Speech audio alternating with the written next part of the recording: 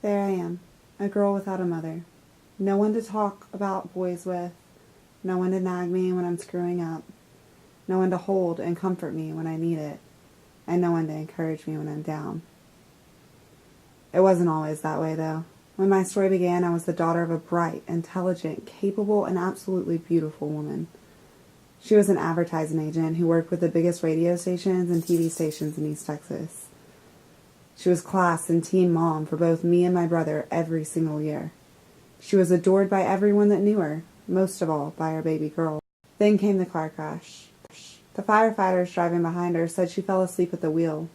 Regardless of the reason for the crash, her back was in pieces, and with the 17 surgeries that followed, came pills, and more pills.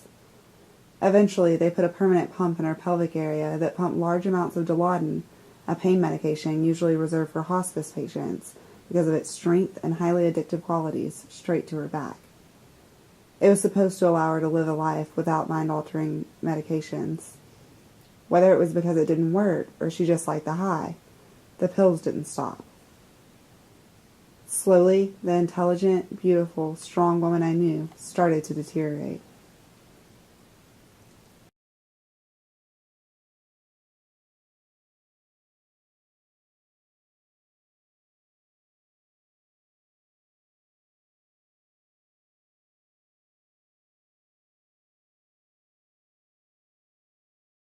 Was a very wonderful, beautiful girl. And after Kelsey was born, she had a car wreck and broke her back. From that, the pain never could go away, and she ended up going to Dallas to a pain management doctor.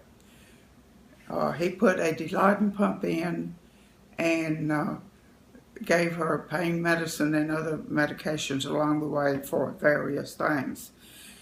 Then she ended up having to have her colostomy bag put in because she had her colon went bad. And that was years later after the pain pump was put in.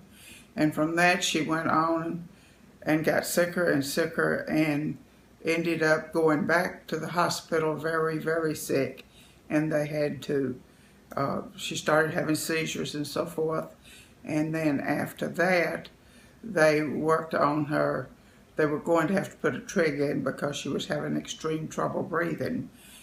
And but she just got weaker, and she ended up dying before that came about because she was on life support.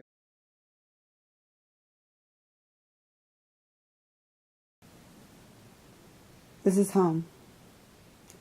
A house filled with all of the painful memories of my childhood.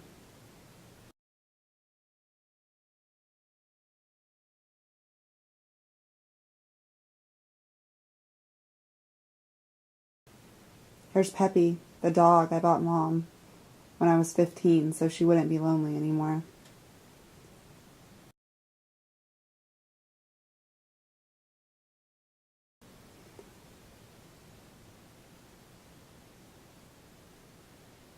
And this is the corner that I feared, turning every day when I came home from school. Looking at this bed, I still see her laying there after the latest of many, many overdoses. Wondering why she let this happen again and again and again. Why she would rather go through this than be there for my first date, my prom, or even my high school graduation.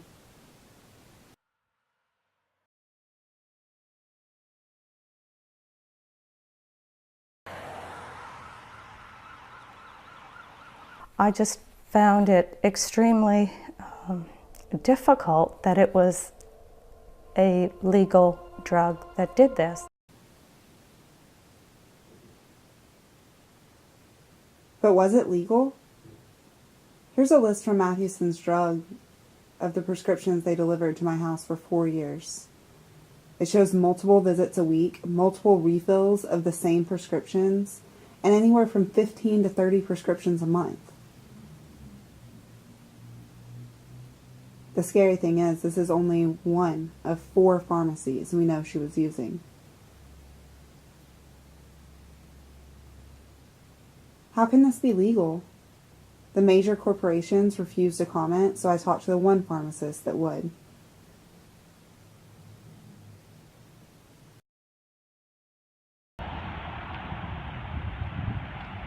Doing a documentary about prescription pill addiction, and I was curious as to what the responsibility is as far as the pharmacy does it. Like, if there are multiple doctors writing prescriptions, do you fill them? Is there any state law or state regulation that covers that? Well, there's not really a particular law per se. It is our duty as a pharmacist to monitor abuse. And so we're supposed to just make sure that patients are not doctor shopping, pharmacy shopping is what it's known as. And so the DPS, Department of Public Safety, has helped us these days with that, and they've implemented a website now. And so on a weekly basis, all pharmacies and all doctors have to submit. The doctors have to submit all the controlled substances that they're writing for.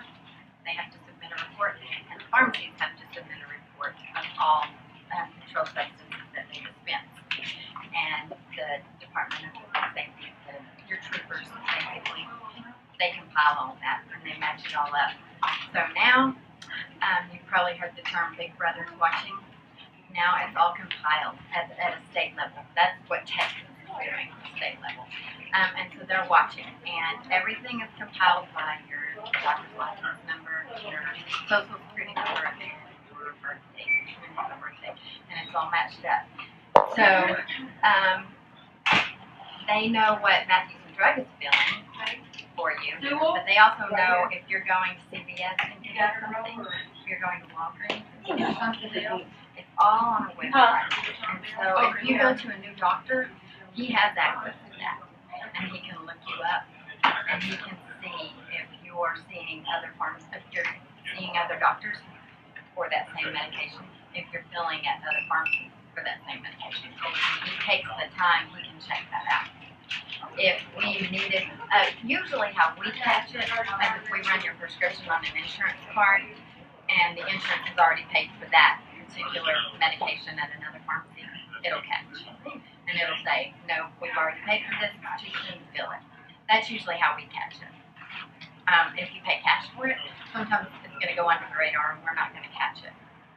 But if we know, or if another pharmacy catches it, a lot of times they'll alert other pharmacies or they'll alert the doctor. And so it's a network. But there's not a particular law, it's just more of an ethical standpoint, and it is our duty as pharmacists and healthcare providers for your sake and for your safety, to try to prevent you from abusing it for your health. This is fulfilling your responsibility. This is looking out for the safety of your patients. How long has that been in effect, the website that you're talking about? I don't remember. At least 2 years. 2 years? Okay, so That's fairly before that website, was there... For that website, we all just had to network together.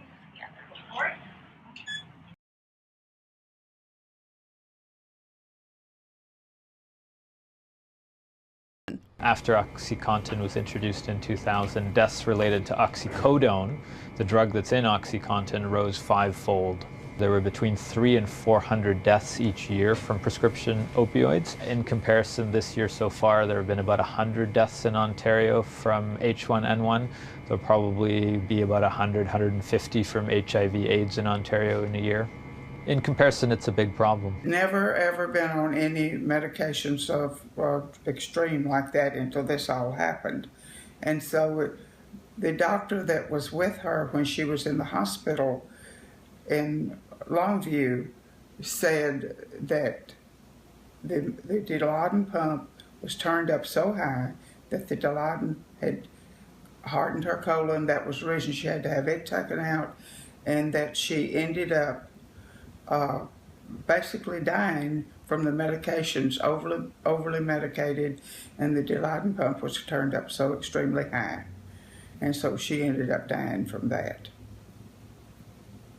So that basically, I think, is the best that I can give you on taking too much medication, even if doctors do prescribe them, because she never took any medicine other than just ordinary events, other than what the doctors gave her. She never took any drugs other than what the doctors gave her by prescription. And then she died. It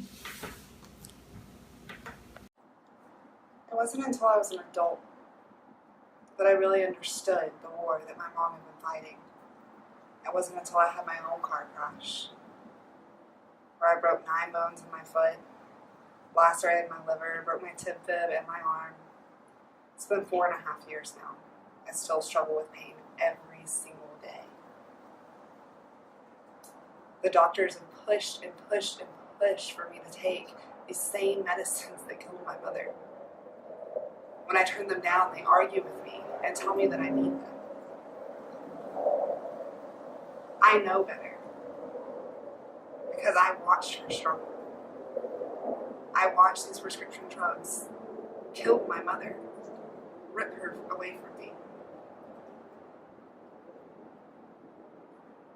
I made this video not to make anyone feel sorry for me that I don't have a mom, but in hopes that others could also learn from her struggle, that others could also make the same decisions that I've made, and telling the doctors no, and realizing that pharmaceutical companies and doctors have far too much to gain from making you into a drug addict. I did this in hopes that even though my mom's life couldn't be saved, others could.